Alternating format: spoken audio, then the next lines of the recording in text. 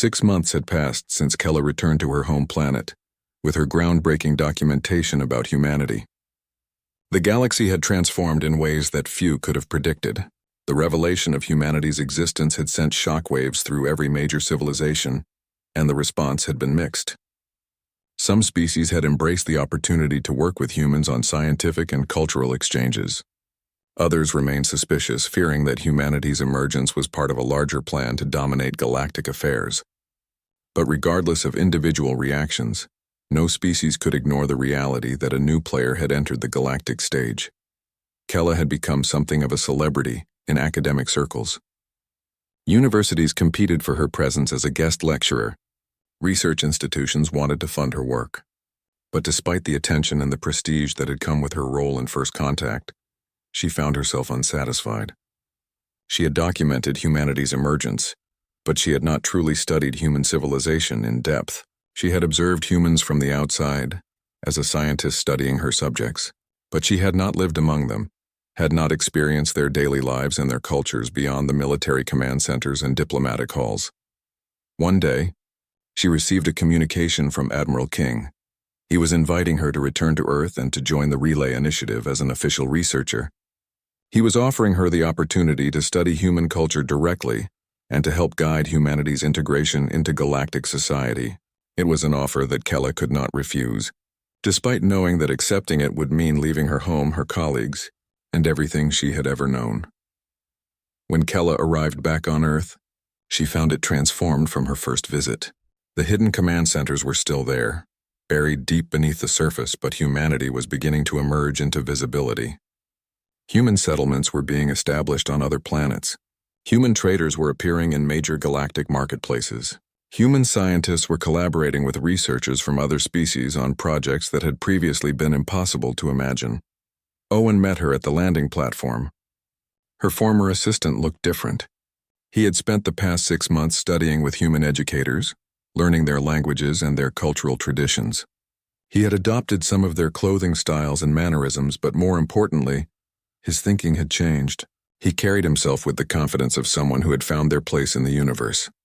"Welcome home," Owen said, and Kella noticed that he used the human greeting that had become common among those working closely with the Relay Initiative. "Is this home?" Kella asked, gesturing around at the landscape of Earth. It was beautiful with green vegetation and blue waters, but it was fundamentally foreign to her. She had never lived on a planet with such open spaces and such a visible sky. "It can be," Owen replied, "if you let it be." Over the following weeks, Kella began her work with the Relay Initiative in earnest. She was assigned to work with Dr. Lisa Cooper on a project designed to help developing civilizations transition to more ethical forms of government and resource management. The work was challenging and sometimes frustrating, but it was also profoundly important. One of her first assignments took her to a small developing species called the Valerian. They were in the early stages of space exploration and had not yet encountered any advanced civilizations. According to the Relay Initiative's observations, the Valerians would inevitably develop into an expansionist military power if they were left to develop naturally. However, they also possessed the capacity to become a peaceful, cooperative species if they were guided toward that path early in their development. Kella and a team of human researchers traveled to Valeria and established a research station on one of the planet's smaller continents. Their official mission was to study the local ecology and establish peaceful contact with the Valerian civilization. Their actual mission was far more complex. They needed to observe the Valerian society, understand their values and fears, and then carefully introduce concepts and technologies that would guide them toward ethical development. On her first day of observation, Kella witnessed something that troubled her. A group of Valerian hunters had tracked and killed a large predatory animal, and they were celebrating their kill with what appeared to be a ritual that glorified violence and dominance. She felt her stomach tighten as she realized that humans would have to somehow transform this species' values without being obvious about it. That evening, she spoke with the human team leader, a woman named Dr. Sarah Mitchell, about her concerns. "We cannot simply impose our values on them," Kella said. "That would be exactly what we criticized humans for doing with the Karnathi and other species. That would be manipulation without consent. You are correct, Sarah agreed. But consider this alternative.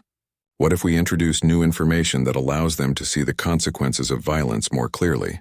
What if we share knowledge about ecology and the role that predators play in maintaining ecosystem balance? What if we help them develop technologies that make hunting and dominance less necessary for survival?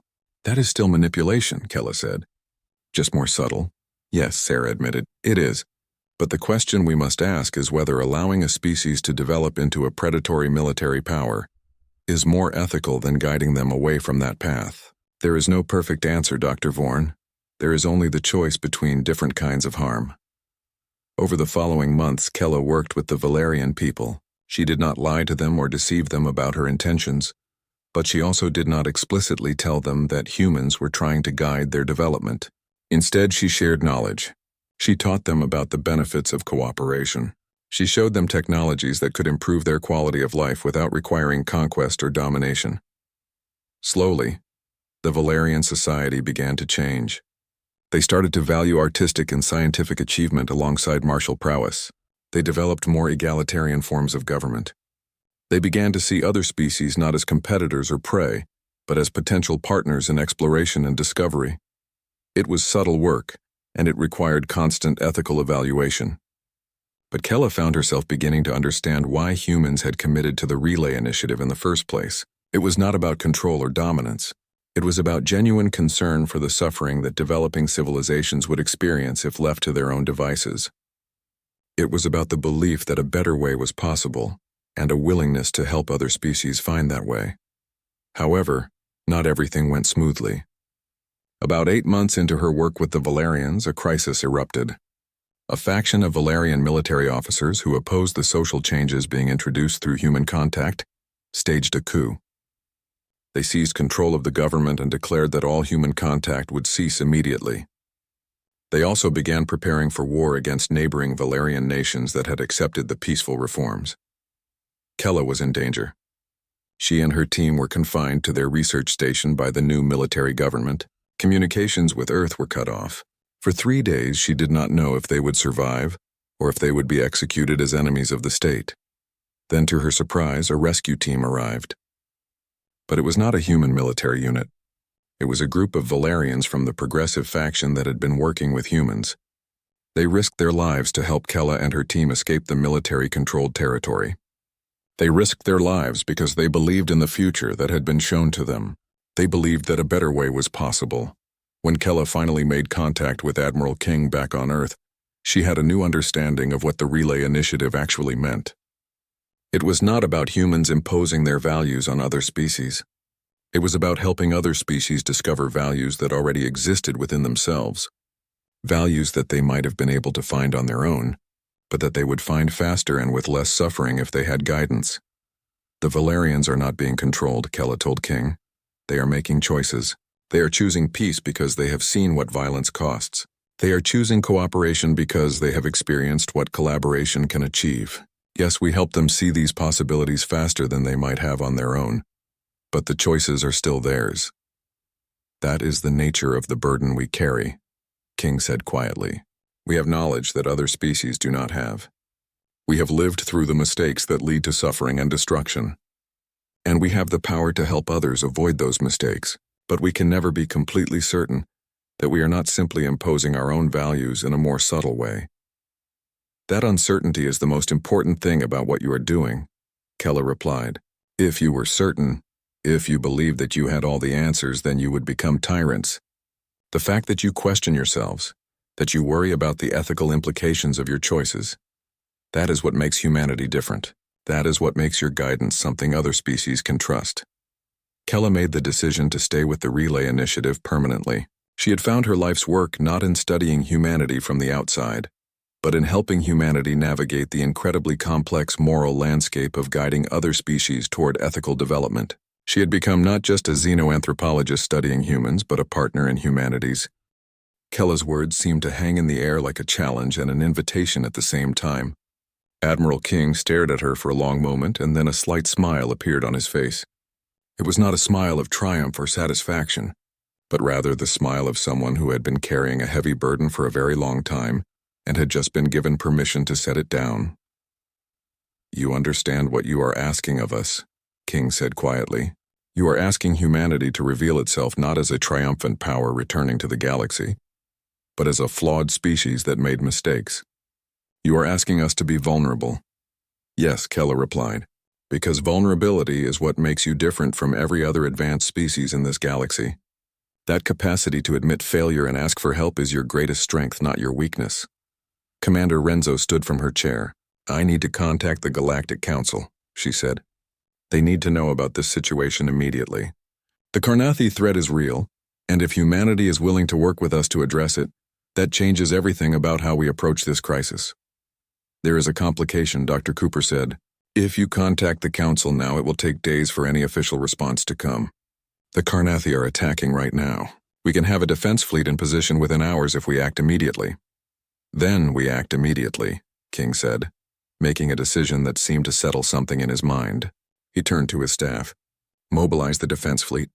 Prepare a message to be sent to all relay initiative stations. We are activating Protocol 7. Humanity is emerging from hiding." Owen stepped closer to Kella. "What did you just do?" he whispered. "You just changed the course of galactic history." "No," Kella whispered back. "Admiral King changed it. I just gave him permission to do what he already knew was right." Over the next hours, the command center became a place of controlled chaos.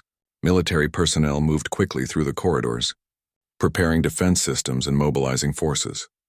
Dr. Cooper reviewed data with her team, working on ways to help the Carnathi species redirect their aggressive expansion toward more constructive purposes.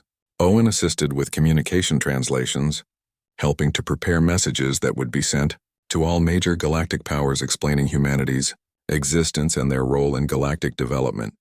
Commander Renzo was in constant communication with the Galactic Council, explaining the situation and requesting emergency authorization for a joint Human Alliance military response to the Carnathi threat.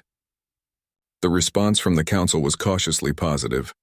Most nations were too shocked by the revelation of humanity's existence to object to any reasonable course of action that would prevent the Carnathi from destroying civilian colonies. By the time the sun set on Earth, humanity's first defense fleet was ready for deployment. It was not the most impressive military force in the galaxy, but it was formidable.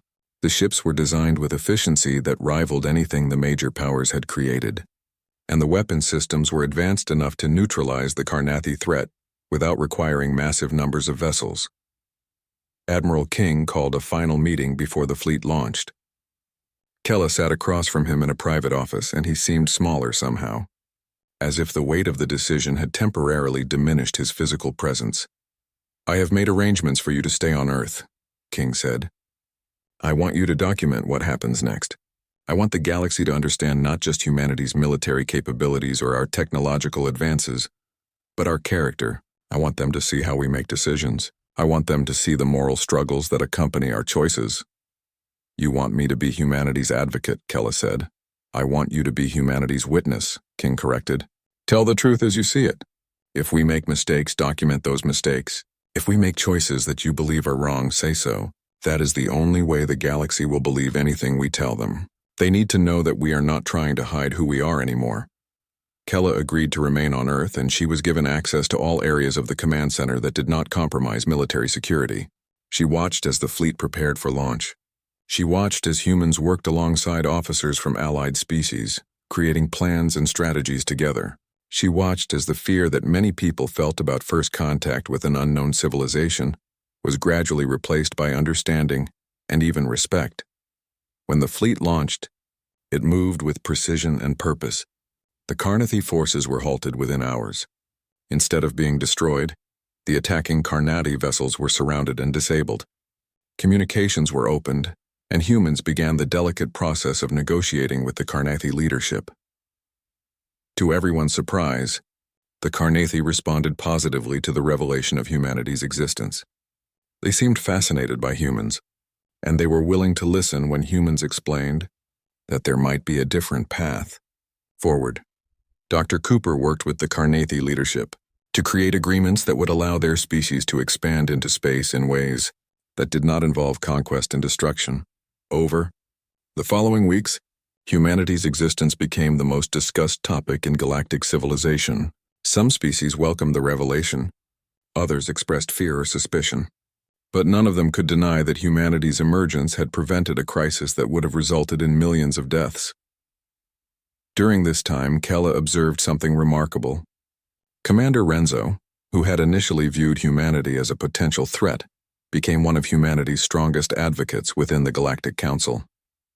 She had witnessed how humans made decisions not just based on military advantage, but based on moral considerations. She had seen how Admiral King was willing to admit mistakes and change course when presented with new information. These qualities impressed Renzo far more than any display of military might. Owen made a personal decision that surprised Kella. He approached her one evening as she was reviewing her notes for the documentation she was creating. "I have asked Admiral King if I can remain on Earth," Owen said. "I have asked to join the Relay Initiative as a permanent researcher. I want to study human culture directly. I want to understand how a species can be capable of such power and still choose compassion." Kella smiled at her young assistant. "You have found your life's work," she said. "I have found something worth devoting my life to," Owen corrected.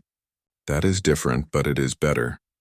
As the weeks turned into months, Kella prepared her final report to the Galactic Council. She documented everything she had witnessed. She described the technological capabilities of humanity and their weapon systems, but more importantly, she described the moral framework that governed human decision-making. She described Admiral King's willingness to admit mistakes and ask for help. She described Dr. Cooper's dedication to finding ethical solutions to complex problems. She described the human capacity to see value in other species and to work toward collective benefit rather than individual power. Her report concluded with a statement that would become famous throughout galactic civilization. Humans are not a myth and they are not a threat. They are a species that understands something most civilizations forget. Power without responsibility is tyranny, but power with responsibility and humility is something we should all aspire to become.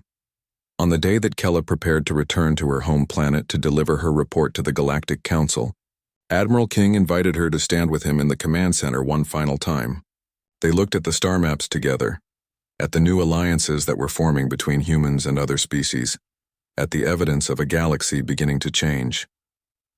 "Your work is not finished," King told her. "In fact, it is only beginning. The galaxy needs to understand what humanity represents, and you are the only one who can explain it in a way that will not sound like propaganda." "What will you do?" Kella asked. "We will do what we have always done," King replied. "We will try to make the right choices, even when those choices are difficult. We will listen to our allies, including you, Dr. Vorn. And we will continue to believe that a better future is possible, even when that belief is tested by the reality of living in a complex and often cruel galaxy." Kella returned home with her documentation, her research, and her changed understanding of what it meant to be a scientist studying extraordinary subjects. She had set out to prove that humans were real. Instead, she had discovered something far more important, that humanity's greatest strength was not their power or their technology, but their capacity to recognize their limitations and work with others to overcome challenges that no species could face alone. The myth of humanity had become reality, and that reality would reshape galactic civilization forever. The question hung in the air like a weight that none of them could lift. Admiral King waited patiently for Kella's response, but she found herself unable to answer immediately. The responsibility he had placed on her was immense. How could she possibly advise an entire hidden civilization on whether to reveal themselves to a galaxy that might destroy them or reject them? "I need to see more," Kella said finally. "I cannot make a judgment based only on your words. I need to understand what you have actually done. I need to see the evidence." King nodded as if he had expected this response. He turned to Dr. Cooper.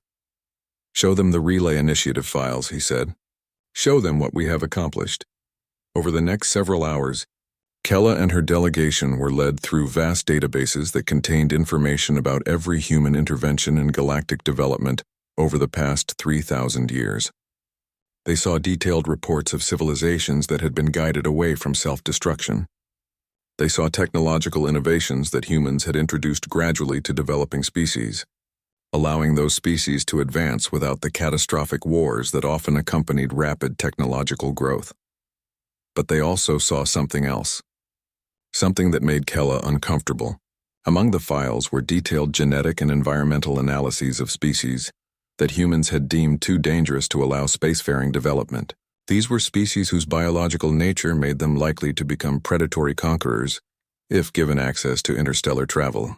Humans had taken steps to prevent those species from reaching that level of development. Owen discovered this information first.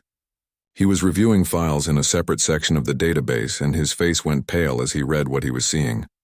"Dr. Vorn," he called out, "you need to see this." Kella moved to where Owen was standing, and she began reading the files. They detailed the Carnathi species, a race of predatory creatures from a world that had harsh environmental conditions. The files contained genetic manipulations that humans had performed on the Carnathi population, subtle changes that slowed their reproductive cycle and reduced certain aggressive behaviors. There were also environmental interventions that had prevented the Carnathi from developing certain technologies that would have allowed them to achieve spacefaring capability. "You have been controlling their development," Owen said, his voice filled with a mixture of horror and fascination. "You have been altering their genetics without their knowledge." Dr. Cooper approached them. She did not seem surprised that they had found this information. "Yes," she said simply. "We have." "That is unethical," Owen said. "That is an abuse of power." "Is it?" Lisa replied. She gestured for them to follow her to a different section of the database. There, she pulled up files that showed what the Carnathi would have become without human intervention. Simulations and projections showed the Carnathi species developing advanced weapons technology, colonizing neighboring star systems, and leaving trails of destruction and suffering across entire sectors of space. "Without our intervention," Dr. Cooper explained, "the Carnathi would have become one of the most destructive forces in the galaxy. Entire civilizations would have been destroyed. Trillions of sentient beings would have suffered and died. We faced a choice: allow the Carnathi to develop freely and accept the suffering that would result, or take steps to guide their development toward a less destructive path." "But that denies them agency," Kella said. Though even as she spoke the words, she felt uncertainty. "That denies them the right to choose their own future." "Sometimes," Dr. Cooper said quietly, "the choices we make deny others their freedom in order to prevent even greater suffering. Humans discovered this uncomfortable truth 3,000 years ago. We have been living with the moral weight of it ever since." Commander Renzo had been silent while reviewing the files, but now she spoke. "This is the reason you remained hidden," she said to King. "Not because you feared being attacked, but because you knew that if your existence became known, others would demand that you stop these interventions. They would demand that you allow species like the Carnathi to develop naturally, even knowing what that would mean." "That is part of it," King confirmed. "But there is more. Come. There is something else we want to show you." Admiral King led them deeper into the command center, to a section that required additional security clearances to enter. This area contained holographic displays showing real-time data from across the galaxy. On the screens, they could see the locations of all the Relay Initiative stations. There were dozens of them, hidden among ordinary-looking asteroid fields or disguised as abandoned space stations. But there was also something else on the screens. New activity, unusual energy signatures. Something was happening in a part of space that was marked with urgent warnings. "What is that?" Renzo asked, pointing at the display. Dr. Cooper's expression became grim. "That is a problem," she said. "The Carnathi have somehow acquired advanced spacefaring technology, not through their normal development, but through contact with traders from another species. They have begun attacking outposts in the outer colonies. They are spreading through space faster than our projections suggested was possible." Kella felt her stomach tighten. "What does this mean?" she asked. "It means that our theories were tested," Lisa said. "We believe that with our guidance and interventions, the Carnathi would develop into a species that valued cooperation and ethical behavior. But we were wrong, or perhaps we were partially right, and the changes came too slowly. Now they have acquired the tools to conquer before they acquired the wisdom to avoid conquest." "This is your failure," Owen said quietly. "You tried to control the development of an entire species and it failed. Now innocent beings are dying because of your mistake." Admiral King's face remained calm, but Kella could see the weight of responsibility in his eyes. Yes, he said. It is our failure. We made assumptions about what genetic and environmental interventions would do over 3,000 years. We were wrong. And now we face the consequence of our actions. What will you do? Renzo asked. That is the question, King replied. We have three options. First, we can remain hidden and continue our previous strategy, allowing the Carnathi to expand and take what lives they will, hoping that eventually they will develop the ethical framework to change their ways. Second, we can send in military forces to neutralize the Carnathi threat, which would mean revealing our full capabilities and likely triggering a crisis of fear throughout the Galactic Alliance. Third, we can attempt a diplomatic solution, introducing ourselves as a peaceful force and offering to help the Carnathi develop more constructively. Or a fourth option, Owen said slowly. You can ask for help. You can admit that you cannot solve this alone and that you need other species to work with you to find a solution. Kella looked at Owen with surprise. The young assistant was thinking beyond the immediate crisis to something more fundamental. He was suggesting that humanity's isolation might have to end, not because they chose it, but because they needed to acknowledge that they were not omniscient and all-powerful. Dr. Cooper seemed to recognize the wisdom in what Owen was suggesting. That would require revealing ourselves completely, she said.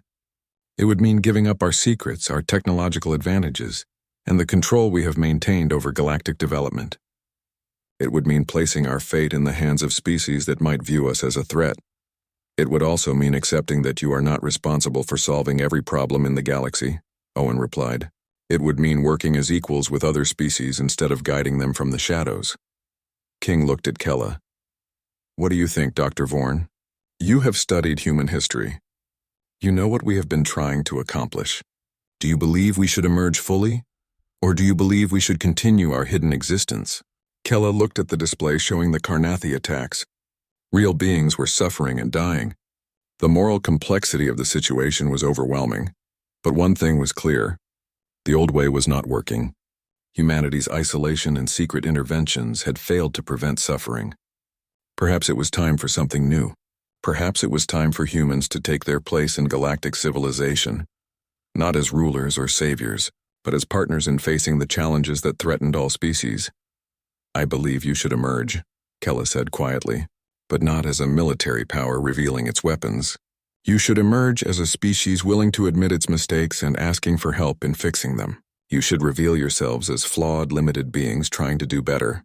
That is what makes you truly exceptional. Not your power or your intelligence, but your capacity to recognize failure and seek a better path.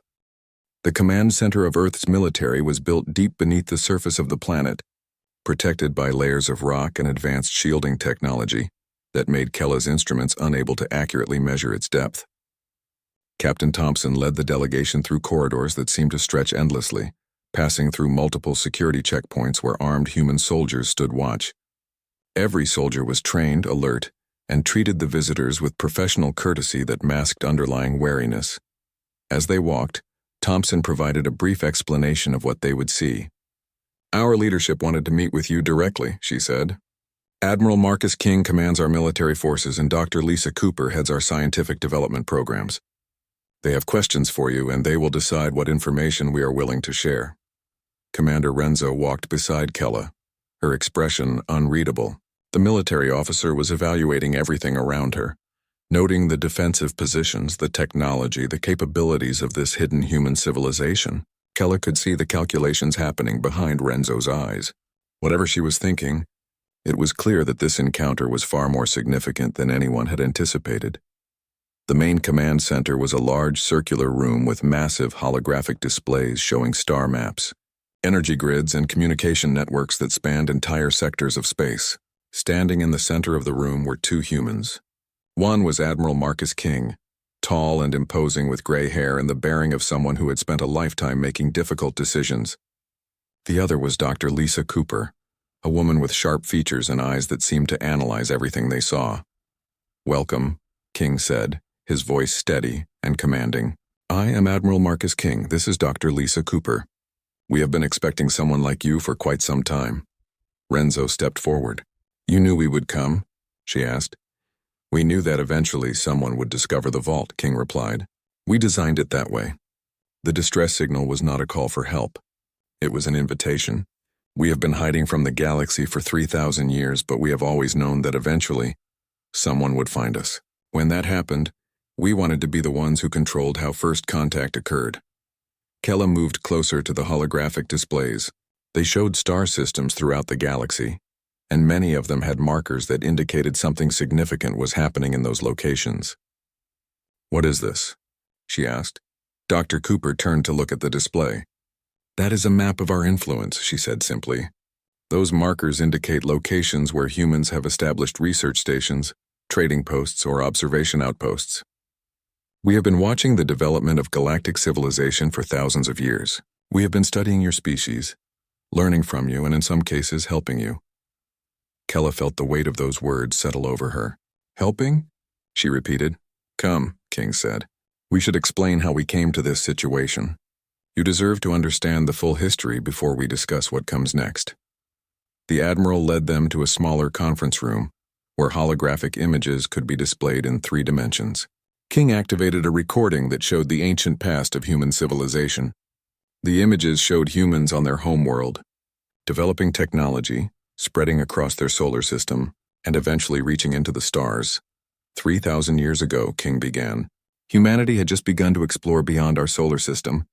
We were excited about what we might find. We were naive about the dangers that existed in the galaxy. Our first encounters with alien species seemed promising. We believed that advanced civilizations would share our values of peace and cooperation. The holographic images changed to show humans meeting with other species. At first, the interactions appeared peaceful and friendly, but then the images shifted, showing a darker reality: humans being attacked, human colonies being destroyed, entire populations being enslaved or experimented upon by species that viewed humans as inferior or useful resources. "We discovered something horrifying," Dr. Cooper said, her voice steady but tinged with emotion. "The galaxy is not a peaceful place. Most advanced species view other civilizations as either competition to be eliminated or resources to be exploited. Humanity had stumbled into a galaxy ruled by predators, and we were initially weak compared to the established powers. But you survived," Owen said, speaking for the first time since they had entered the command center. "We did more than survive," King replied. "We returned home and made a collective decision. We would not participate in the galactic community as it existed. We would not compete for resources or territory. We would not fight for dominance or power. Instead, we would build something better, in secret, away from the view of the galaxy's great powers. For 3,000 years, Dr. Cooper continued, we have been developing technologies that other species have not even imagined. We have learned to manipulate genetics at levels that would make most scientists' minds break, trying to comprehend it. We have created artificial intelligence systems that approach true consciousness. We have built weapons that could destroy entire civilizations, and we have also built technologies that could save civilizations." Commander Renzo's expression had hardened. "You are describing a military threat to every nation in the Galactic Alliance," she said coldly. "With all due respect, Admiral, what you are revealing suggests that humanity is a danger that must be neutralized before you decide to emerge from hiding." Kella expected King to become defensive or angry at this accusation. Instead, the Admiral simply nodded as if he had anticipated this reaction. "You are partly correct," King said. "We are a military threat. If we chose to reveal ourselves and engage the galaxy militarily, our technology would overwhelm most established powers within years. But Commander, consider this question. If we wanted to conquer the galaxy, why would we wait 3,000 years? Why would we hide at all?" Renzo did not answer immediately. Kella could see her mind working through the logic. "Because you wanted something else," Kella said quietly. She was beginning to understand the pattern that King was describing. "You mentioned helping other civilizations. You were not just hiding. You were influencing the galaxy while remaining hidden." Dr. Cooper smiled slightly. "Now you are beginning to understand," she said. "Humanity discovered that we had something unique. We discovered it through painful trial and error over centuries of study and observation." "What did you discover?" Owen asked, his voice filled with genuine curiosity. "We discovered that humans possess an unusual capacity for moral reasoning," Lisa said. "Our brains, shaped by millions of years of evolution focused on social cooperation and emotional bonding, allow us to make ethical decisions that other species struggle with. We can choose to help others at great personal cost. We can sacrifice our own interests for the greater good. We can create art, music, and literature that expresses emotions in ways that touch species fundamentally different from us. She paused, allowing her words to settle. And we discovered that when other species encounter these qualities in humans, they change. They begin to value compassion over efficiency. They begin to question their own capacity for cruelty. They begin to build civilizations based on cooperation rather than domination. Kella was beginning to understand why humans had become a myth. You were dangerous, she said slowly. Not because of your weapons, but because of what you represented. You were living proof that a different way was possible. That threatened the established order. Exactly, King confirmed.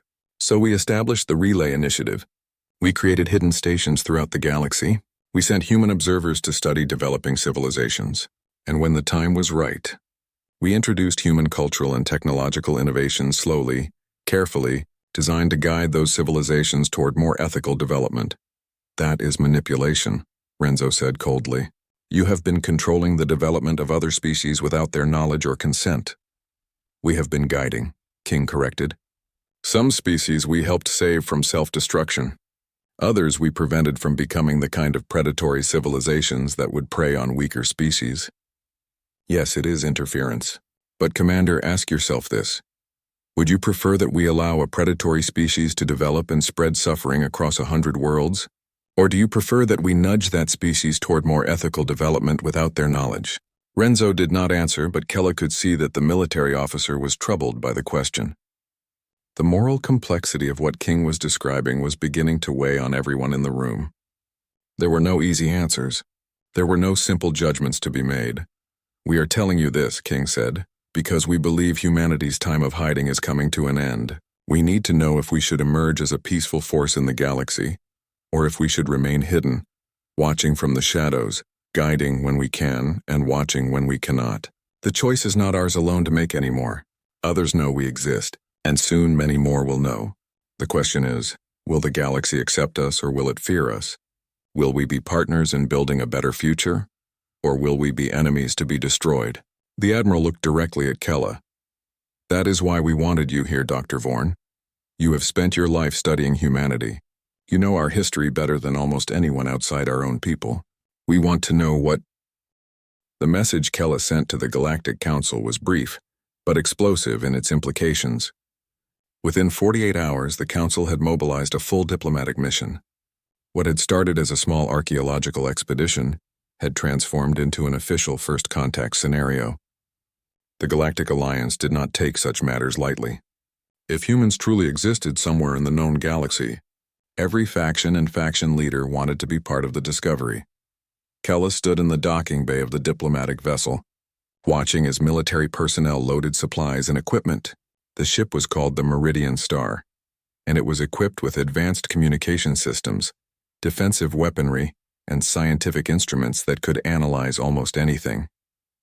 She had been given command of the scientific team, but true authority belonged to Commander Lorenzo, a Vithian military officer with a reputation for being both brilliant and utterly ruthless.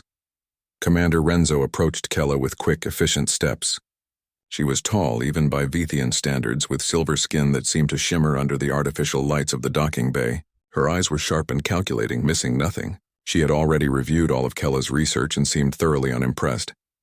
Your evidence is circumstantial, Renzo said without preamble. We are diverting significant military resources based on a holographic recording of unknown origin and a collection of ancient artifacts that could have been created by any advanced civilization. Kella had expected this response. Military commanders always viewed scientific expeditions as distractions from their primary mission, which was typically to assess any potential threat. The genetic samples in the vault are real, Kella said. I have had them analyzed by 3 independent laboratories. They all confirm the same thing. The DNA belongs to a species that is not in any of our databases. A species that may have been extinct for 3,000 years, Renzo countered, which means they are not a current threat and not worth our time. The message from Lieutenant Hayes said that humans would contact us when they were ready, Kella replied.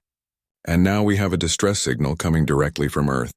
That suggests they are ready, or they are in trouble. Renzo's expression did not change, but something in her eyes shifted. She turned away from Kella and looked out at the vast expanse of space visible through the viewing window. "We will investigate," she said finally, "but I am taking a full military contingent. If these humans are real and they are hostile, I want to be prepared." The journey to Earth took 3 days. During that time, Kella reviewed everything she could find about the coordinates that had been transmitted in the distress signal. The planet Earth was located in a sector of space that had been largely ignored by galactic civilization. It was too far from major trade routes, too isolated, and too difficult to reach. Several early explorers had passed through the area, but none of them had found anything of significance. No thriving civilizations, no valuable resources, nothing worth investigating further. As the Meridian star approached Earth's orbit, however, the sensors began to show something unexpected. Energy signatures, massive power outputs coming from multiple locations on the planet's surface. Defensive networks that were so advanced and so powerful that even Renzo seemed to pause when she reviewed the scans. "This is not a primitive civilization," Renzo said quietly. "Whatever is producing these energy signatures has technology on par with the most advanced nations in the Galactic Alliance. Possibly superior." Kella felt her heart skip a beat. This was not just discovery. This was revelation. The humans had not simply survived in hiding. They had thrived. They had developed technology that rivaled and perhaps surpassed the great powers of galactic society. "Attempt to make contact," Renzo ordered. She was speaking into a communication device now, addressing the pilots in the control room. "Send a standard diplomatic greeting on all known frequencies. Identify ourselves as representatives of the Galactic Alliance on a peaceful mission." For several minutes there was silence. Then a voice came through the communication system.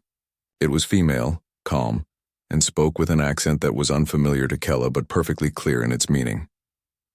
"This is Captain Anna Thompson of the Earth Defense Force. You are entering restricted space. Identify your intentions immediately."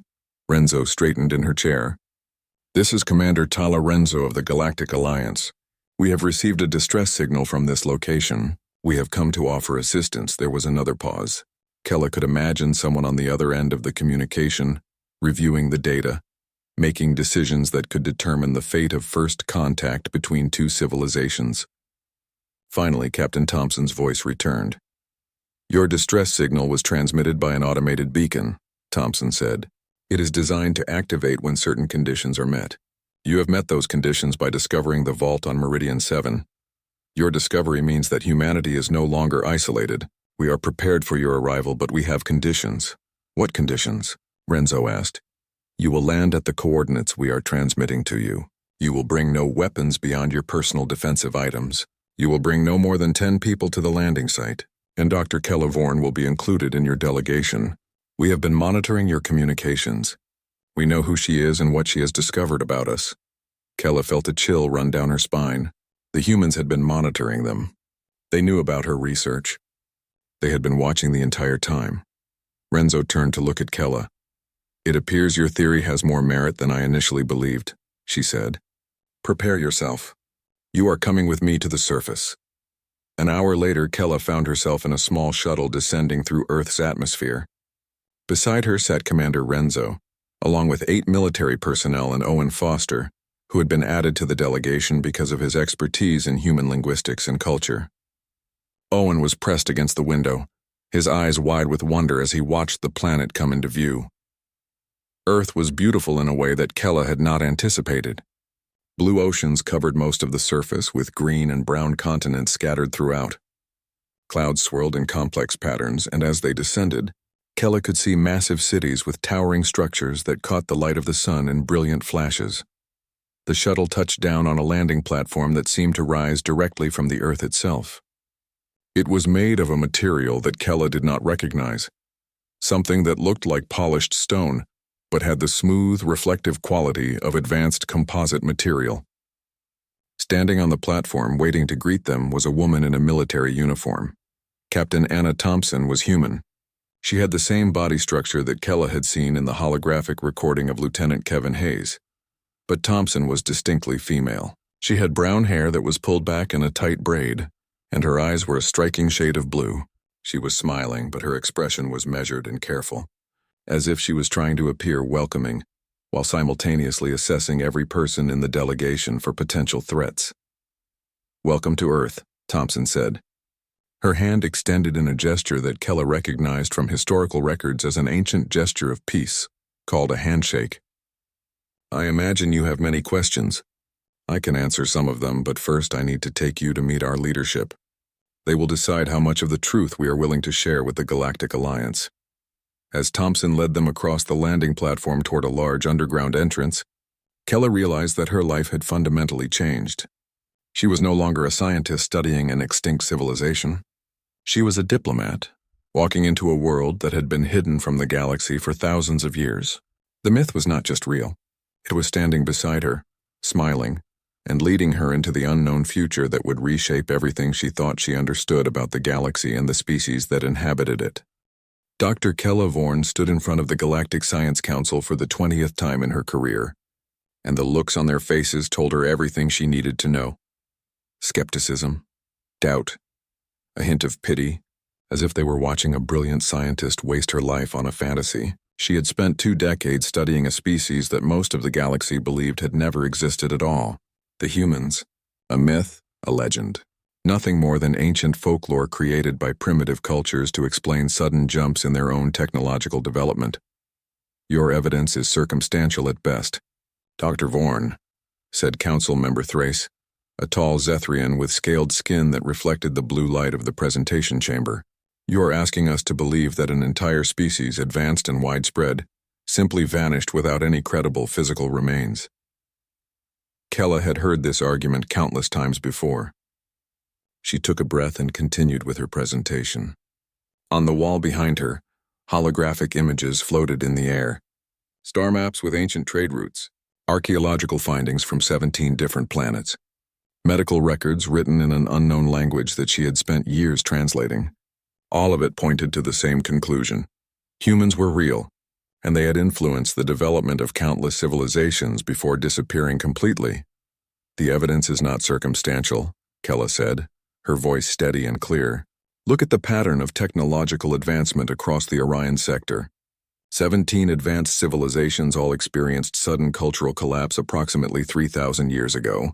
Before the collapse, each of these civilizations showed a dramatic shift in their values. They began prioritizing cooperation over conquest. They established peace treaties with former enemies. They developed healthcare systems focused on treating the poorest populations, not just the wealthy elite." She clicked the remote in her hand, and the holograms changed. Graphs appeared, showing the synchronized timeline of these cultural shifts across multiple planets. No civilization should have experienced these exact same changes at the exact same time unless something external had influenced them all. This level of coordinated change cannot be explained by natural evolution or independent discovery, Keller continued. Something or someone guided these changes. And according to the ancient texts I have studied, that someone was the humans. Council member Vestra, an elderly Keithian with smooth purple skin, leaned back in her chair. "Dr. Vorn, we have all read your papers. Your arguments are creative, but they remain theoretical. You have no remains. You have no direct evidence. You have stories written by other species, and stories can be manipulated over time. They can be embellished. They can be fabricated entirely." Kella felt the familiar frustration rising in her chest, but she kept her expression calm. This was the nature of scientific discovery. Not all evidence came in the form of physical objects. Sometimes the evidence was written in the patterns of history itself, in the choices that civilizations made and the reasons they made them. "I have applied for approval to conduct an expedition to planet Meridian 7, Kella said. "The ancient texts reference a vault buried beneath the northern continent. If my theory is correct, we will find artifacts that can be dated and analyzed. We will find direct evidence." The council members exchanged glances. Kella could see the calculation happening in their minds. The cost of the expedition weighed against the probability of finding nothing. In the end, they valued efficiency above all else. A waste of resources was the greatest crime in galactic society. "We will approve a limited expedition," Vestra said finally. "You have 3 months and a team of 5 researchers. If you find nothing of significance, we expect you to abandon this line of research and focus on more productive work." Kella nodded, not bothering to hide her smile. 3 months might not sound like much, but it was all she needed. She could feel it in her bones. Meridian 7 held the answer she was looking for. 2 weeks later, Kella stood on the surface of Meridian 7 with her team. The planet was cold and desolate, covered in the ruins of an ancient civilization that had died out 5,000 years ago. Her assistant, Dr. Owen Foster, was examining a rock formation with a scanning device. Owen was young, talented, and unfortunately skeptical about Kella's work. He had only been assigned to her team because she had specifically requested him. She believed that the best assistants were the ones who questioned everything, even their superiors' theories. The readings match the coordinates from the ancient text, Owen said, his voice crackling through the communication device. There is a hollow space beneath this location. It is large. Very large. Kella felt her heart race. She guided the team to Owen's position, and they began the careful process of excavating the hidden entrance. It took 6 hours of work, but eventually they uncovered a massive stone door covered with symbols in a language that Kella recognized immediately. It was the same language used in the ancient texts about humans. The door was sealed, but not with a lock that required a key. Instead, there was a panel with what looked like a hand scanner. "It is waiting for biometric identification," one of the team members said, "but it is designed for hands. Our hands are different from any species currently known to exist." Kella stepped closer to the panel and studied it carefully. The handprint was smaller than a Zethrian's hand but larger than a Keithian's. The fingers were straight and lacked the webbing that most spacefaring species had developed over millions of years of evolution. This hand belonged to a creature that had evolved on land, probably a world with gravity similar to most habitable planets. A creature that had not been shaped by the water-based evolution that had created most of the galaxy's intelligent species. "Try placing your hand on it anyway," Kella instructed. "The door might have an override function if no compatible biological sample is available." Owen placed his hand on the panel. Nothing happened for several seconds. Then the panel glowed with a soft blue light and the stone door began to move. It slid to the side with a grinding sound that echoed across the empty landscape. Dust poured out from the hidden chamber, and when it cleared, they could see inside. The vault was enormous. Shelves lined the walls, covered with objects that seemed impossible. Metallic containers with symbols etched into their surfaces.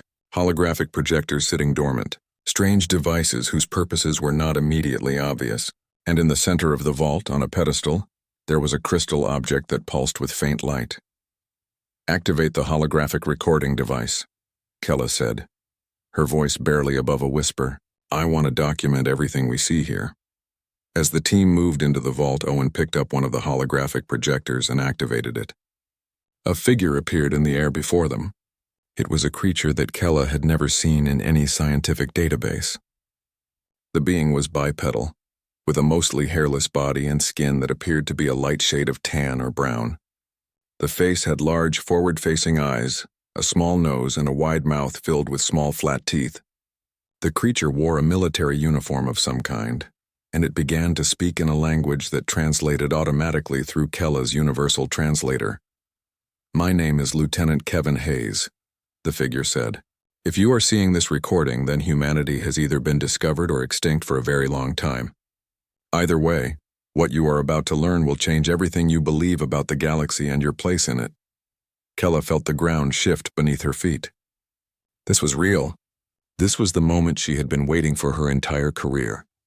The myth was becoming reality, and she had no idea that her life was about to become far more complicated than she had ever imagined. The consequences of discovering the truth about humans would reach far beyond her scientific curiosity. It would reshape the political landscape of the entire galaxy and force civilizations to confront truths about themselves that they had spent thousands of years trying to forget.